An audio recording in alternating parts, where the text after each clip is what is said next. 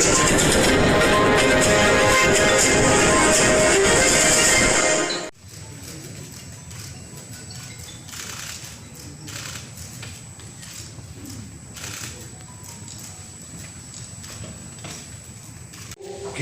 के बिजली मॉडल की वजह से दिल्ली के अंदर कैसे बेरोजगारी पैदा हुई और केजरीवाल के बिजली मॉडल में कैसे भ्रष्टाचार, और बेशक मैं कांग्रेस के स्टीयरिंग कमेटी का मेंबर होने के नाते ये संबोधित कर रहा हूं, लेकिन मुख्यतः मैं दिल्ली के फॉर्मर पावर मिनिस्टर के नाते मैं यहां पर ये बातें आप लोगों के सामने लेकर के आना चाहता हूं। और वो पावर मिनिस्टर जिसने प्राइवेटाइजेशन के समय के ऊपर और प्राइवेटाइजेशन जिसने करी, तो ये सारी चीजें जो मैं अभी आप लोगों को बताऊंगा इसको हिस्टोरिकल पर्सपेक्टिव के अंदर, और मैं चाहता हूं कि डिटेल में आप सबके सब लोग इस चीज को सुने और इस चीज को समझें, क्योंकि डिटेल में दिल्ली की जनता इन सब बातों को नहीं समझ रही है, जिसको कि मैं आज आप लोगों के माध्यम से कांग्रेस पार्टी दिल्ली की जनता को बताना चाहती है। मैं स्वागत करना चाहूंगा हमारे प्रदेश अध्यक्ष अनिल चौधरी जी हम लोगों के बीच में मौजूद हैं, देवेंद्र यादव जी जो स्टीयरिंग कमेटी के मेंबर मेरे साथ में हैं, उत्तराखंड के प्रभारी ये यहाँ पे हैं, अभिषेक दत्त जी एआईसीसी के हैं, तरुण जी एआईसीसी के, और हमारे दिल्ली के तमाम वरिष्ठ नेता यहाँ पे मौजूद हैं। मैं इन सब लोगों का भी तहे दिल से स्वागत करता हूँ। और कि जितने भी आंकड़े मैं दे रहा हूं ये सब सरकारी हैं, ये कोई भी आंकड़े गैर सरकारी नहीं है, और सरकारी आंकड़े जो कि रिजर्व बैंक ऑफ इंडिया की रिपोर्ट्स, हमारे इकोनॉमिक सर्वे दिल्ली सरकार की स्टैटिस्टिक्स के एनुअल जो दिल्ली सरकार निकालती है उसके, डीईआरसी की हमारे जो रिपोर्ट्स जो एआरआर फाइनल करती है, ये सब जगहों से स्टैटिस्टिक्स लेकर के किया है। और इसका मैंने एफिडेविट सबसे पहले लिया है ताकि जो डेटा मैं दे रहा हूं उसकी प्रमाण के ऊपर किसी को कोई शक और किसी को कोई उसमें दिक्कत ना हो। Power finance corporation annual report निकालता है कंपैरेटिव पूरे हिंदुस्तान की, वहां का डेटा मैंने इसमें लिया है। सबसे महत्वपूर्ण जो शुरुआत कैसे बेरोजगारी की मैं कर रहा हूं, तो दिल्ली के रेट बिजली के पूरे हिंदुस्तान में सबसे ज्यादा, कहीं पर भी पूरे हिंदुस्तान में इतने रेट बिजली के नहीं है जितने की दिल्ली के अंदर है। और ये मैं अभी एक एक करके आगे आप जाएंगे तो आंकड़ों से मैं बताऊंगा। इंडस्ट्रियल रेट दिल्ली का औसतन 2020-21 के अंदर 13 रुपए पर यूनिट, और कमर्शियल रेट दिल्ली के अंदर 16 रुपए 9 पैसे पर यूनिट, और ये दोनों साथ साथ में हमारे डोमेस्टिक भी सभी के सभी मिलाकर के हमारे हिंदुस्तान में सबसे ज्यादा है।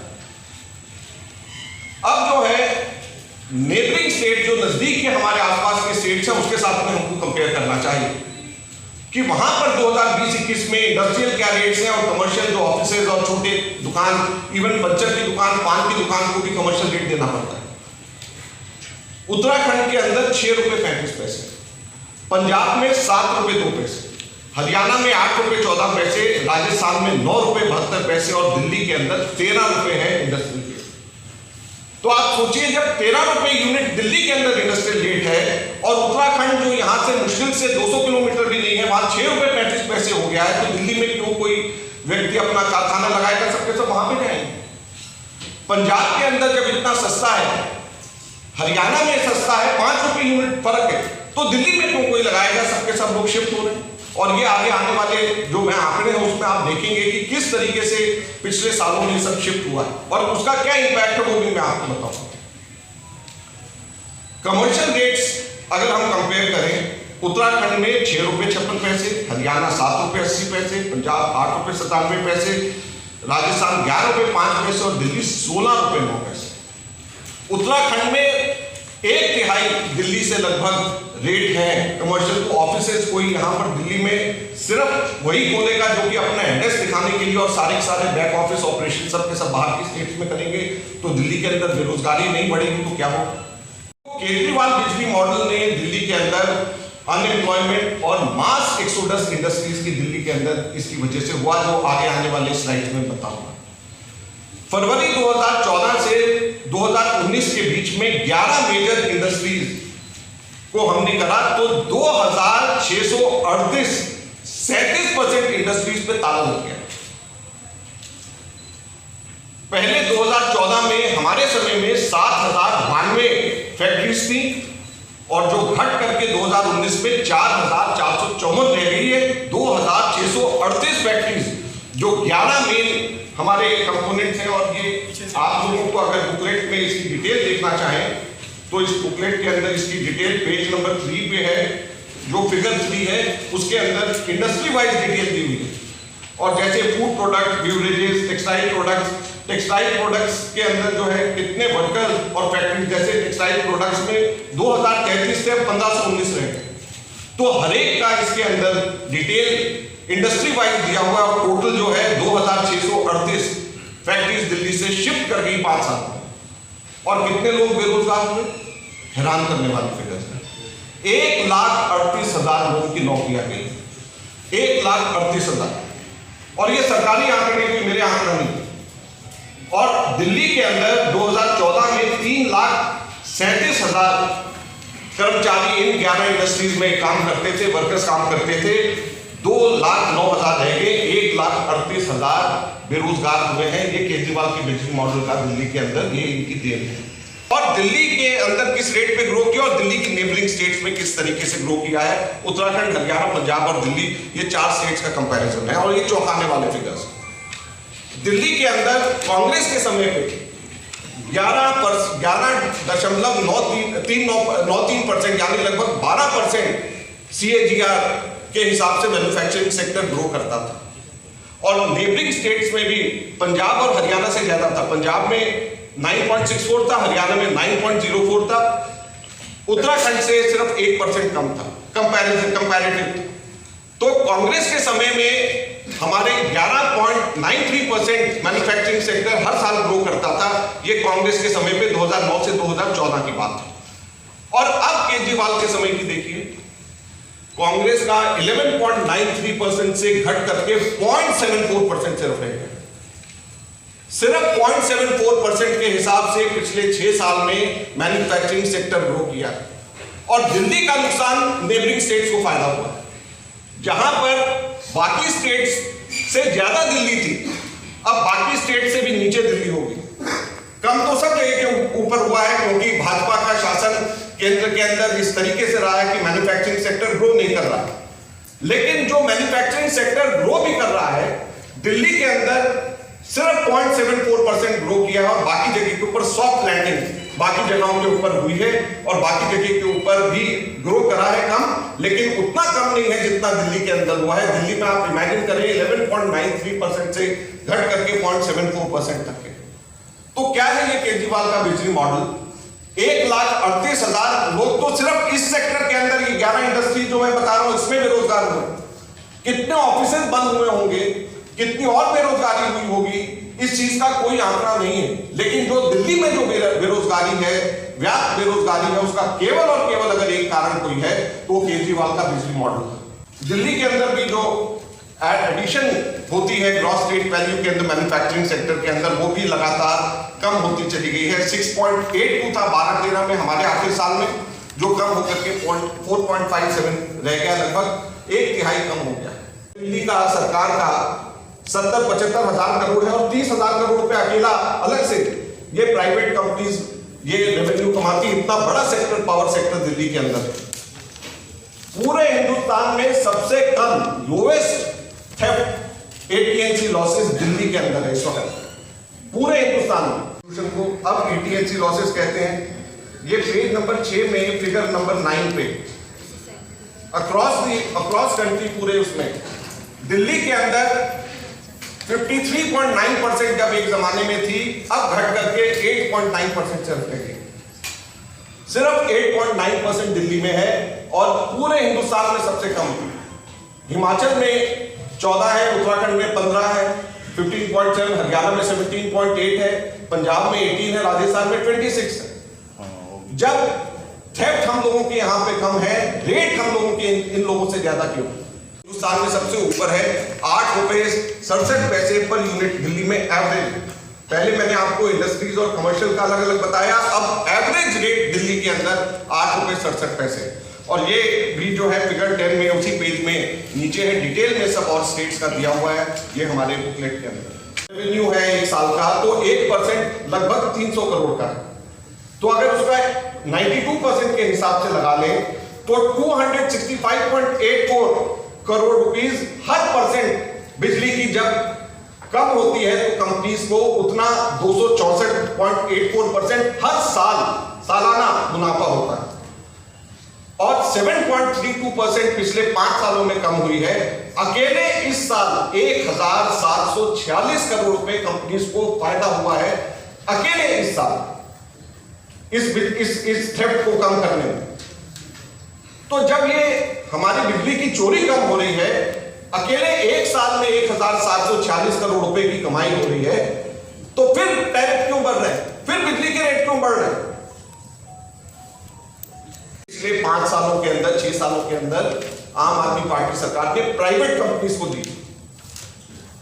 दिल्ली एकमात्र ऐसा स्टेट है जहां पर सब्सिडी सीधे प्राइवेट कंपनीज को जाती। पूरे हिंदुस्तान में प्राइवेटाइजेशन कोलकाता में भी है, गुजरात में भी है, महाराष्ट्र में भी है, उड़ीसा में भी है, वेस्ट बंगाल में भी है, लेकिन कहीं पर पूरे हिंदुस्तान में सब्सिडी प्राइवेट कंपनी को नहीं दी जाती। कहीं पर पूरे हिंदुस्तान में दिल्ली एकमात्र केवल ऐसा स्टेट या शहर है जहां पे सब्सिडी प्राइवेट कंपनी को दी जाती है। और 14,731 करोड़ रुपए ये कट्टर ईमानदार कहने वाली कंपनी ने, पार्टी ने बगैर ऑडिट के, बगैर किसी चेक करे हुए, बगैर ये जाने कि वो दिए भी जा रहे हैं या नहीं दिए जा रहे, जो वो मांग रहे हैं आंख बंद करके दिए जा रहे हैं, 14,731 करोड़ रुपए की इन प्राइवेट कंपनीज को पैसा दिया गया है। कोई ऑडिट नहीं होता, कोई सब्सिडी नहीं होती। डीबीटी की डायरेक्ट बेनिफिट कंज्यूमर्स को मिलना चाहिए, हम मांग करते हैं। सरकार दबाव देती है, डीआरसी कहती है, लेकिन कोई भी इसको ये सरकार, दिल्ली सरकार नहीं करती, ना तो ऑडिट करती है, ना डायरेक्ट बेनिफिट कंज्यूमर्स को देती है। उसके पीछे कारण क्या है ये आगे आने वाली स्लाइड्स में बताऊंगा, जो चौंकाने वाले तत्व। तो सब्सिडी नहीं देंगे, लिहाजा इन्हें भी मालूम है कि अंबानी की कंपनी को सब्सिडी देने का आंख बंद करके बगैर किसी ऑडिट के उसका क्या मतलब है। ये 2015 की उनकी थी, लेकिन उसके बाद में क्या हुआ ये पूरा डिटेल है, हर साल वाइज कितनी सब्सिडी इन्होंने दिया है ये भी इसमें है। और अकेले पिछले साल 3,090 करोड़ रुपए की सब्सिडी अकेले पिछले साल दिया है। टोटल 14,741 करोड़ की सब्सिडी, टोटल 14,731 करोड़ की सब्सिडी टोटल दिया है। ने डायरेक्टर बनाया है अपनी ही पार्टी के ट्रेजरर एनडी गुप्ता के बेटे नवीन गुप्ता को बीएसीएस का ट्रेजरर बनाया है। अगर ये कॉन्फ्लिक्ट ऑफ इंटरेस्ट नहीं है, अगर ये हितों का टकराव नहीं है, तो क्या है? पार्टी अपने ट्रेजरर के बेटे को प्राइवेट कंपनीज के अंदर, प्राइवेट डिस्कॉम जिसको 14,771 करोड़ रुपया जिसको अनऑडिटेड देती है, उसी के अंदर डायरेक्टर अपने ट्रेजरर के बेटे को बनाती है। तो ये कॉन्फ्लिक्ट ऑफ इंटरेस्ट नहीं है तो क्या है? अब जो है इन्होंने बहुत ने उसको उसके अंदर उसने रजिस्टर नहीं कराया, कोई ऐसा व्यक्ति नहीं हो सकता। मैंने बहुत लोगों से पूछा, अपने वर्कर से और बहुत लोगों से पूछा, कोई ऐसा नहीं। बल्कि जिनको सब्सिडी नहीं भी मिलती है उन लोगों ने भी रजिस्टर करा दिया कि हो सकता है कल को सब्सिडी मिले तो हम लोग उसमें करते हैं। लेकिन जिसको सब्सिडी मिलती है ऐसा एक भी व्यक्ति नहीं हो सकता कि जिसके अंदर सब्सिडी जिसने नहीं ली। अब बड़ा महत्वपूर्ण प्रश्न उठता है, 58 लाख लोग दिल्ली में डोमेस्टिक कंज्यूमर हैं। सिसोदिया जी ने बजट में और आम आदमी पार्टी ने हर जगह के ऊपर ये बोलते थे कि दिल्ली में 90% लोगों को हम दिल्ली के अंदर हम फ्री बिजली दे रहे हैं। 90% उन्होंने बजट के अंदर अपने बकायदा फिगर 90% दिए। तो 90% के हिसाब से 58 लाख डोमेस्टिक कंज्यूमर हैं, इसके 90% लगभग 53 लाख बनता है। तो जब लोगों से पूछा जा रहा है तो 53 लाख लोगों को तो बोलना चाहिए। जब 90% लोगों को मिल रहा है तो 53 लाख लोगों को तो रजिस्टर करना चाहिए, क्योंकि कोई ऐसा व्यक्ति जिसका आता हो वो रजिस्टर ना करे ऐसा संभव नहीं है। फालतू कर सकते हैं, बहुत लोग की हो सकता है कम हो जाए, लेकिन जो इसका इस्तेमाल करता है, क्लेम करते थे सिर्फ 60% उसमें से रजिस्टर हुए हैं 1/3 लोग रजिस्टर नहीं हुए हैं। इसका क्या मतलब है? इसका मतलब 1/3 फर्जी सब्सिडी के पैसे दिल्ली सरकार इनको देती है। इसका मतलब यह है कि 14,731 करोड़ रुपए की जो सब्सिडी दी गई है, असल में उसके अंदर 1/3 फर्जी अकाउंट्स बना करके सब्सिडी दिए गए और इसी वजह से इसका ऑडिट अभी तक के नहीं हुआ है। मुझे एक चीज बड़ा स्पष्ट मैं फिर से दोहराना चाहूंगा, 58 लाख 58 लाख दिल्ली में डोमेस्टिक कंज्यूमर्स है। ये दिल्ली सरकार अंबानी की कंपनीज को, डिस्कॉम्स को, प्राइवेट डिस्कॉम्स को 90% डोमेस्टिक कंज्यूमर्स के हिसाब से 14,731 करोड़ रुपया सब्सिडी के रूप में दिया। अब जब वॉलंटरी सब्सिडी स्कीम जब निकाली गई तो 90% नहीं, सिर्फ 60% लोगों ने रजिस्टर किया और उसके अंदर जितने भी लोगों को सब्सिडी मिलती होगी उन्होंने तो किया ही होगा, फालतू ने भी किया होगा। चलो, लेकिन हम मान लेते हैं कि 60% ने किया, तो वो 30% बाकी कहां चले गए? 7.9 और इंडस्ट्रियल का 10.20 रहा है। इसके अंदर दो कारण हैं। एक तो जैसे मैंने कहा कि पहले दिल्ली से बहुत बड़ी स्केल के अंदर इंडस्ट्रीज और ऑफिसेज शिफ्ट हो रहे हैं, तो जाहिर बात है कि कमर्शियल और इंडस्ट्री के अंदर बढ़ रही है ये अपनी कैटेगराइजेशन चेंज, क्योंकि कोई चेक नहीं है, कोई ऑडिट नहीं है। ये कंपनीज ये कह देती हैं कि हमारे 1 लाख मिलियन यूनिट टोटल इस्तेमाल में से 50,000 मिलियन यूनिट डोमेस्टिक में गया, तो आंख बंद करके उसको मान लिया जाता और उसके हिसाब से सब्सिडी दे दिया। और ये मैंने ईयर वाइज बताया है कि किस प्रकार से सब्सिडी, किस प्रकार से कंज्यूमर कैटेगरी के अंदर परसेंटेज में चेंजेस हुई हैं। और ये लास्ट स्लाइड है जिसमें मिलियन यूनिट्स किस प्रकार से कंज्यूमर कैटेगरी के अंदर चेंजेस हुई हैं ओवर द ईयर्स, ये इसमें दिखाया है। तो ये से हम लोग कांग्रेस पार्टी की मांग करती है, इस पे सीबीआई की जांच कराई जाए।